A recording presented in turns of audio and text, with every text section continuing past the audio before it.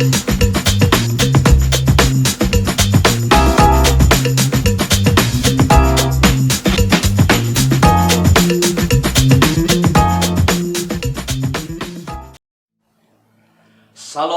salam sejahtera, saudara dan saudari yang dikasihi Tuhan.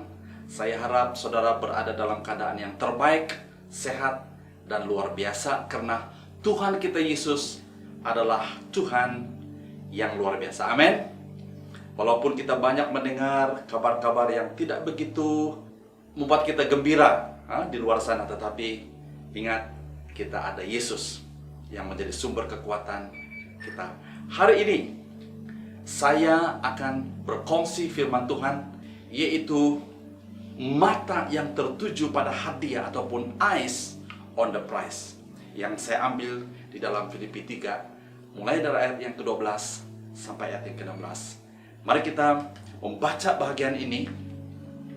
Bukanlah aku telah mencapainya atau telah disempurnakan, tetapi aku terus berusaha, semoga aku dapat mengambil sesuatu yang karenanya aku telah diambil oleh Kristus Yesus. Saudara-saudara, aku tidak menganggap diriku telah dapat mengambilnya, tetapi satu perkara kulakukan, melupakan segala yang di belakang dan coba mendapatkan segala yang di hadapan. Aku terus berusaha ke arah matlamat, mendapatkan ganjaran, yaitu panggilan Allah ke sorga dalam Kristus Yesus. Oleh itu, semua yang matang antara kita hendaklah berpikiran sedemikian. Dan jika berbeza pikiranmu dalam apapun, Allah akan menyatakan hal itu juga kepadamu. Tetapi setakat yang telah kita capai, marilah kita menempuhkannya demikian juga. Saudara dan saudari, big idea yang saya ingin sampaikan hari ini adalah hidup ini umpama satu pertandingan atau perlombaan, seperti perlombaan di dalam sukan Olimpik. Sebelum pertandingan, persiapan awal perlu dilakukan. Latihan yang ketat, disiplin yang kuat, dan fokus untuk menang. Dan setiap orang yang bertanding di dalam sukan Olimpik, mereka ingin menang. Tidak ada orang yang bertanding untuk kalah. Karena setiap orang yang masuk dalam pertandingan, apapun jenis pertandingannya, fokusnya adalah untuk menang. Begitulah kehidupan kita hari ini, saudara. Mau ataupun tidak, kita semua berada di dalam perlombaan. Nah, minggu lalu kita telah belajar tentang matlamat kehidupan kita sebagai orang percaya adalah mengenal dan hidup intim dengan Kristus. Paulus telah membuktikan bahwa mengenal Kristus, yaitu kuasa kebangkitannya, turut menderita, merasai penderitaannya, serta menjadi seperti dia dalam kematiannya, dan mencapai kebangkitan dalam kematian. Itulah yang dianggapnya sebagai keuntungan. Itu yang menjadi fokus.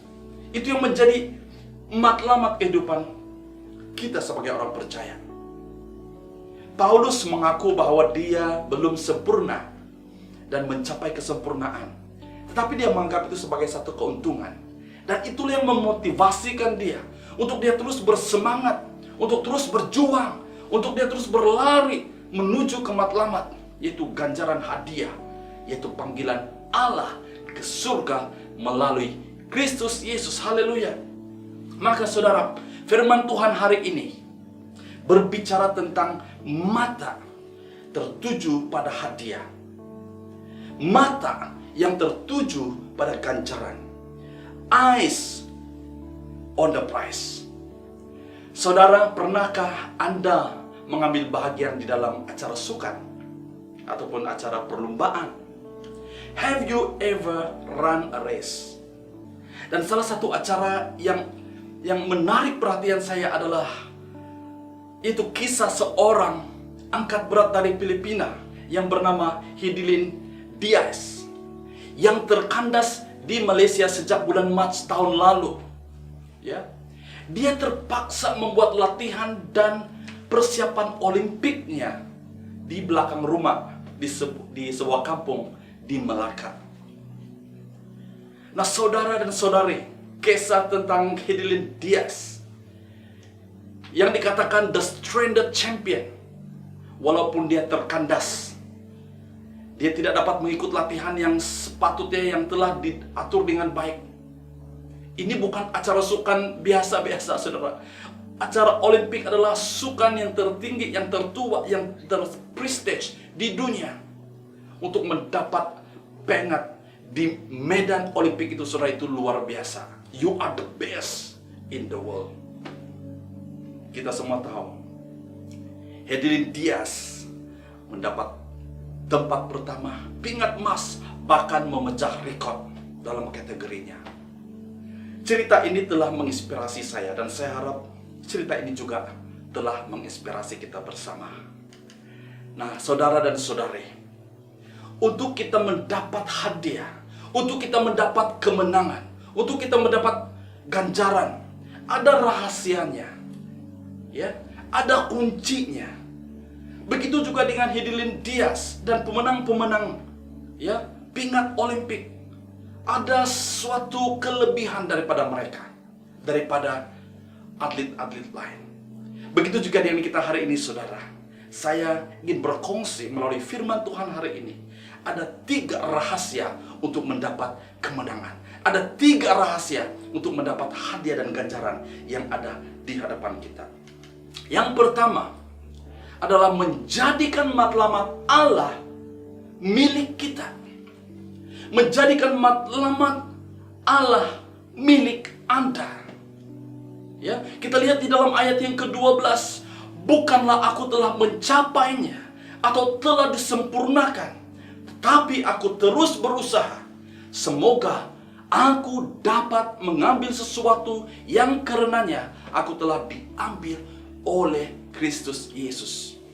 Saudara, menjadikan matlamat Allah milik kita, ada 2 perkara yang perlu kita lakukan. Pertama, kita perlu jujur tentang keadaan rohani kita. Paulus jujur tentang kedudukan rohaninya.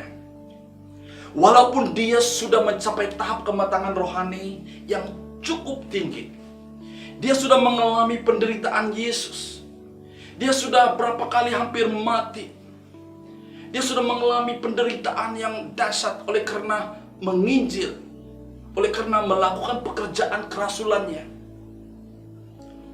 Tetapi dia masih menganggap dirinya belum mencapainya dan belum sempurna. Karena dia sadar dia masih berada di dalam perlombaan. Mungkin dia berada di pusingan yang terakhir, in the final laps. Paulus mengungsikan keadaan rohaninya kepada jemaat di Filipi. Dia tidak malu, dia jujur. Walaupun dia adalah orang yang membawa Injil kepada orang-orang di Filipi. They look up to him. Tetapi dia tidak malu, bahkan dia jujur. Dia mengatakan, aku belum mencapainya. Bagaimana dengan kita hari ini, saudara? Beranikah kita jujur dengan keadaan rohani kita? Atau kita selalu bersembunyi, berselindung di sebalik kejayaan, kepandaian, pangkat, dan kedudukan yang sentiasa menampakkan, memperlihatkan bahwa everything is okay. Orang melihat kita, everything looks good, everything looks okay. Tapi belum tentu, saudara, apa yang di dalam kita itu oke. Di DMCI, kita ada salah satu nilai teras kita adalah be real, ataupun tulus, ataupun jujur. Ini baik sekali untuk memperingatkan kita, saudara, supaya kita terus belajar jujur dan tulus dengan keadaan rohani kita, dengan keadaan mental kita. It's okay not to be okay. Ya. Kalau kita gagal hari ini, saudara, it's okay. Get up and move on. Sebab esok tidak semestinya gagal. Karena kita hidup dalam pengharapan. Kita hidup di dalam kuasa kebangkitan Kristus. Kalau kita hidup di dalam kuasa kebangkitan Kristus, saudara, besok ada harapan yang baru. Amin. Tetapi jangan sombong kalau kita oke hari ini, saudara. Karena besok belum tentu engkau oke. Kita tidak semestinya oke selamanya, kan? Hidup ini yang dikatakan ada jatuh dan bangun. Remember, saudara, God is a giver and He also a taker. Maka dengan itu, saudara, perkara ini sangat penting. Nah, hal yang kedua yang perlu kita lakukan supaya kita menjadikan matlamat Kristus, matlamat Allah menjadi milik kita. Yang kedua adalah kita harus selaraskan matlamat kita dengan matlamat Allah. Inilah yang dikatakan oleh Paulus. Tetapi aku terus berusaha, aku terus berlari, semoga aku dapat mengambil sesuatu yang karenanya aku telah diambil oleh Kristus Yesus. Allah mengambil ataupun menangkap Paulus untuk menjadikan Paulus seorang muridnya, seorang rasulnya, supaya dipakai untuk menjadi berkat, untuk membawa Injil kepada Asia Minor, Asia Kecil pada waktu itu, sehingga Injil Kerajaan Sorga dapat disebar luas melalui pelayanan Paulus. Saudara, jika hari ini Anda sudah menjadi orang Kristen, puji Tuhan, karena Allah ingin menjadikan Anda sebagai hambanya, menjadi alatnya untuk menyatakan kebaikan, untuk menceritakan kemuliaan Tuhan kepada dunia di sekeliling kita, supaya kita hidup sesuai dengan panggilan Tuhan di dalam kehidupan kita. Amin. Di dalam Efesus pasal 2 ayat ke-10 berkata bahwa kita diciptakan untuk melakukan pekerjaan yang baik di dalam Kristus Yesus. Allah mempunyai rancangan yang luar biasa untuk Anda. Allah mempunyai rancangan yang luar biasa untuk saya. Tetapi untuk memenuhi rancangan itu, saudara dan saya perlu mengambil sesuatu yang karenanya Anda telah diambilnya. Dalam arti kata lain, kita harus selaraskan hidup kita. Kita harus selaraskan matlamat dan goal hidup kita dengan matlamatnya Allah. Haleluya, saudara. Tuhan punya matlamat, Tuhan punya goal, Tuhan punya destiny untuk Anda. Kita mungkin boleh berimpian, kita boleh bercita-cita. Kita boleh bercita-cita tinggi, saudara. Tetapi kalau cita-cita itu tidak selaras dengan matlamat Allah, tujuan Allah menciptakan Anda di dunia ini, maka ada satu konflik yang terjadi dalam kehidupan kita. Kita tidak akan dapat mencapai satu kemaksimum. Kita tidak dapat maksimal hidup kita di dunia ini. Amin. Nah, yang kedua, saudara, rahasia yang kedua untuk kita mendapat kemenangan, untuk kita mendapat hadiah, adalah tetap fokus ke hadapan. Kita fokus apa yang ada di hadapan. Dalam ayat yang ke-13 berkata, saudara-saudara, aku tidak menganggap diriku telah dapat mengambilnya, tetapi satu perkara kulakukan, melupakan segala yang di belakang dan coba mendapat segala yang di hadapan. Aku terus berusaha ke arah matlamat mendapat ganjaran, yaitu panggilan Allah ke surga dalam Kristus Yesus. Haleluya. Anda tidak boleh lari sambil melihat ke belakang. Anda tidak boleh berlari dalam satu perlombaan dan keep on looking at the back. Anda tidak boleh berlari dalam satu perlombaan dan selalu menoleh ke belakang. Begitu juga, saudara, apabila kita memandu kendaraan, memandu kereta. Kita tidak boleh terus fokus apa yang di belakang. Kita harus fokus apa yang di depan. Ya, kadang-kadang kita perlu lihat apa yang di belakang, tetapi fokus kita bukan yang di belakang, saudara. Itu sebabnya side mirror itu kecil daripada mirror yang di depan, ataupun cermin kita di depan kereta itu lebih besar supaya kita fokus ke depan. Ini mengingatkan kita tentang kehidupan kita. Kita harus fokus, ya. Tumpuan kita harus ada di depan. Jadi untuk membantu kita sentiasa fokus dan tetap fokus ke hadapan, ada 3 perkara yang perlu kita ambil perhatian. Number one, pertama adalah kita harus meninggalkan semua penghalang. Ya, Paulus berkata, one thing I do, satu perkara yang kulakukan, ya, melupakan segala yang di belakang. Ya, get rid of all distraction. Saya menceritakan sedikit pengalaman saya mendapat kemenangan di Melaka pada tahun lalu. Kami Desember tahun lalu kami cuti karena tidak dapat pulang kampung. Saya membawa anak-anak saya pergi bercuti 2 hari di Port Vixen. Saya bersama dengan anak saya di dalam kereta. Kami bercakap-cakap dan saya berhenti di hadapan traffic light dan ada satu kereta di depan saya. Saya nampak kereta itu. Tetapi oleh karena saya distracted dengan ada benda yang terjadi dalam kereta, ada commotion dalam kereta bersama dengan anak saya, botol air tumpah dalam kereta, dan saya terlupa angkat handbrake karena itu traffic light, saya hanya tekan brake, dan tanpa saya sadar kereta itu sedang berjalan tanpa saya sadar. Saya sedang sibuk mengurus apa yang terjadi dalam kereta, dan setelah saya sadar, kereta saya sudah melanggar kereta yang di depan. Accident terjadi. Untuk pendekkan cerita, puji Tuhan, semuanya dapat diselesaikan dengan baik tanpa saya mengeluarkan uang, walaupun ada celar sedikit. Tetapi saya belajar.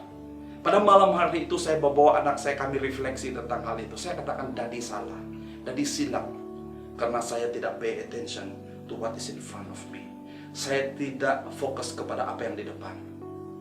Saya distracted.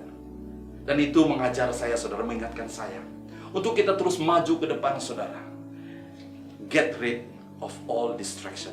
Yang kedua, melupakan segala yang di belakang dan coba mendapat segala yang di depan.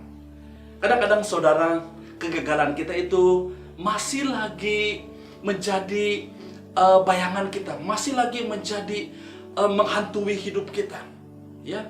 Bukan saja kegagalan kita, bahkan kejayaan kita. Oh, kita selalu mengingatkan kejayaan kita pada masa dulu. Tidak semestinya kejayaan itu terus berlangsung, saudara, kalau kita tidak memeliharanya. Maka kegagalan kita ataupun kejayaan kita boleh menjadi penghalang kepada kita untuk kita terus fokus ke depan, ya. Karena Anda percaya hari ini, belum tentu Anda percaya pada besok. Ya. Kalau Anda gagal hari ini, tidak semestinya Anda gagal besok. Itu sebabnya, saudara, apabila kita berada di dalam Tuhan Yesus, kejayaan hari ini kita rejoice, kegagalan hari ini kita rejoice, karena di depan kita ada pengharapan. Amin. Ya. Karena apa yang terjadi hari ini ataupun apa yang terjadi semalam kemarin does not define, tidak menentukan apa yang di depan kita. Karena apa? Karena Yesus memiliki masa depan kita. Our tomorrow belongs to Jesus. Amin. Luar biasa, saudara. Nah, yang terakhir di situ, ya, apa yang kita perlu lakukan untuk tetap fokus, yaitu terus fokus arah matlamat kita kepada panggilan kepada Yesus Kristus. Ya, mata kita sentiasa tertuju kepada goal, kepada tujuan Yesus di dalam kehidupan kita. Dan ini membawa saya kepada poin yang terakhir, rahasia untuk kita menang, rahasia untuk kita mendapat hadiah dan ganjaran, ya, yaitu jangan kehilangan arah. Dalam ayat yang ke-15 dan 16 berkata, oleh itu semua yang matang antara kita hendaklah berfikiran sedemikian. Dan jika berbeza pikiranmu dalam apapun, Allah akan menyatakan hal itu juga kepadamu. Tetapi setakat yang telah kita capai, marilah kita menempuhnya demikian juga. Saudara dan saudari, ada 2 hal yang tidak membuat kita tidak kehilangan arah. Ya. Pertama adalah kematangan di dalam berpikir. Kematangan di dalam kita berpikir ini sangat penting, saudara. Apa yang kita pikir itulah kita jadi. Kalau kita pikir, oh I'm a failure, I'm a quitter, then you will be a quitter. You will be a failure. Kalau pikiran kita berkata, oh saya tidak boleh lakukan, ya, pasti kita tidak boleh lakukan. Kedua, saudara, apa yang kita pikirkan itu sangat penting menentukan sama ada kita boleh mencapai destiny hidup kita ataupun tidak. Kalau kita pikirkan I can, mungkin hari ini Anda tidak boleh lakukan. Mungkin besok Anda belum melakukan, tetapi Anda persevere dan terus berusaha. Suatu hari nanti, saudara, bersama dengan Tuhan Yesus tidak ada yang mustahil. Suatu hari nanti, cepat ataupun lambat, Anda pasti dapat mencapainya. Amin. Itu sebabnya, saudara, kematangan berpikiran itu sangat penting.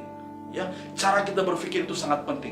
Di sini bermain dengan perkataan. Ya, Paulus menggunakan perkataan yang sama untuk merujuk kepada sempurna dan matang.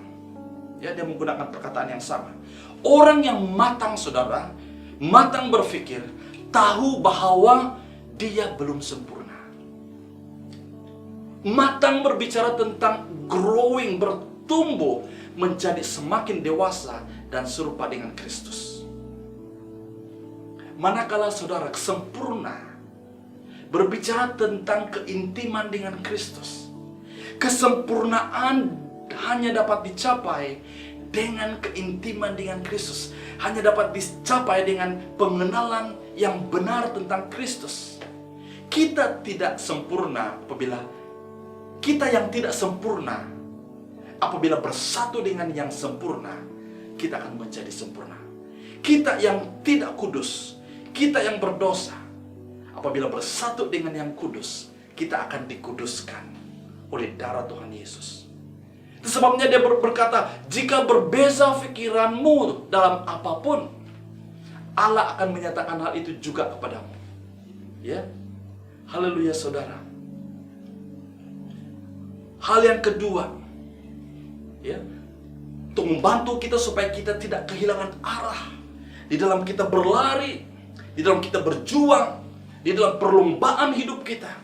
Yang kedua adalah pastikan Anda terus hidup dalam apa yang sudah diterima. Apa yang Anda sudah terima? Anda sudah terima anugerah Tuhan. Anda sudah terima keselamatannya. Anda sudah terima pengharapannya. Anda sudah terima kasih dan kemurahan Tuhan. Kasih karunia Tuhan sudah menjadi milik kita.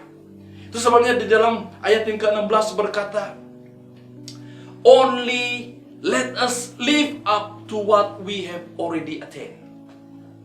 Ya. Kita semua berada pada tahap kematangan yang berbeza. Ada yang bertumbuh dengan cepat, ada yang bertumbuh mungkin slow sedikit. Ya, it's okay. Yang penting kita progresif. Yang penting kita bergerak. Yang penting kita berjalan. Saudara tidak kira cepat atau lambat. Apa yang penting ialah progres. Jika kita tidak bergerak, saudara, jika kita tidak bergerak maju, maka Anda sebenarnya sedang bergerak ke belakang. Don't lose ground in your walk with Jesus. Jangan kita kehilangan arah di dalam kita berjalan mengikuti Yesus. Bagaimana berjalan tanpa kehilangan arah? Saudara, Tuhan sudah menyediakan penolong bagi kita, yaitu Roh Kudus, the Comforter. Dia berkata, aku berkata, melangkahlah menurut roh, maka kamu tidak akan memuaskan keinginan sifat tabimu, dalam Galatia 5:16. Maka dengan itu, saudara, kita perlukan Roh Kudus di dalam setiap kehidupan kita untuk memastikan kita tidak keluar arah, tidak kehilangan arah, dan kita terus berjalan dan berlari sampai ke finishing line. Haleluya, saudara. Sebagai respon, hidup ini adalah satu perlombaan. Hidup ini adalah satu pertandingan. Ada 3 sebab mengapa Anda tidak berada di dalam perlombaan. There are 3 reasons why you are not in the race. Pertama, Anda belum bermula. You never started. Mungkin Anda berada dalam satu keadaan yang Anda belum mula lagi perlombaan hidupmu. Yang kedua adalah Anda berhenti berlari. You stop running. Mungkin selama ini Anda sudah berada dalam satu perlombaan, tetapi oleh karena failure, oleh karena cabaran, dikecewakan, dan engkau berhenti, engkau quit, engkau stop running. Dan yang ketiga, Anda mungkin sudah merasakan sudah sampai ke garis akhir. You finish the race.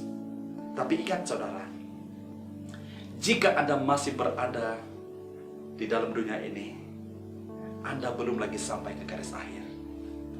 Selagi kita masih hidup berpijak di bumi nyata, kata orang, kita masih dalam perjuangan. Mungkin ada perjuangan yang sudah semakin dekat ke garis akhir. Seperti Paulus, dia sudah berada di last laps deh, mungkin di dalam pusingan yang terakhir. Mungkin ada yang baru memulakan. It's okay saudara. Ya, everybody, setiap orang ya berada di tahap yang tidak berbeza. Nah, hari ini saudara, saya mau mendorong kita.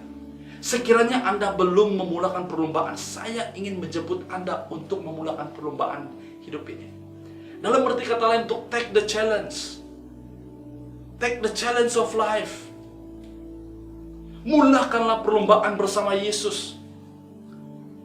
Mungkin Anda selama ini memulakan perlombaan Anda dengan sendiri, dengan kekuatan sendiri. Itu sebabnya Anda selalu gagal dan kecewa. Tapi saudara, apabila Anda berlari bersama dengan Yesus, mungkin Anda akan gagal, tapi Anda akan bangkit. Dan Anda menjadi lebih strong, lebih kuat. Kegagalan Anda itu akan membuat Anda push untuk lebih ke depan, untuk ke the next level. Saudara dan saudari, dalam perlombaan Anda perlukan Yesus, perlukan Roh Kudus untuk menolongmu dalam perlombaan. Karena you are not strong. There are times, ada masa Anda akan lemah. Ada masa Anda akan merasa tidak mampu lagi. Itu sebabnya Anda perlukan Yesus sentiasa di dalam kehidupanmu. Not only in bad times you need Jesus. In good times you need Jesus. In every time, in every season, dalam setiap musim hidupmu, engkau perlu Yesus. Karena banyak orang Kristen hari ini kalau susah baru panggil nama Tuhan Yesus. Baru nangis-nangis minta didoakan. Baru nangis-nangis minta tolong kepada Tuhan. Ya, in good times, when everything looks okay, sudah lupa Tuhan Yesus. Juga saudara, mungkin Anda sudah lama memulakan perlombaan, tapi sekiranya Anda sudah berhenti di tengah jalan, ya, Anda sudah merasa penat dan tidak mau berlari lagi, ya, Anda merasa keletihan, ataupun Anda merasa keseorangan dalam perlombaan Anda. Saya mendorong Anda, inilah masanya untuk kita get back into the race. Amen. It's about time to get up again and start all over again. Untuk memulakan. It's okay. Jangan peduli dengan orang lain. Oh, classmate saya. Oh, orang yang sebaya saya mereka sudah berjaya, mereka sudah menjadi ini. It's okay. Don't bother about them. Karena Tuhan sedang melihat hidupmu, saudara. It's time to get Jesus into the race with you. To run with you. When Jesus run with you, apabila Yesus berlari bersama dengan kita, saudara, hadiah, ganjaran, the prize is yours.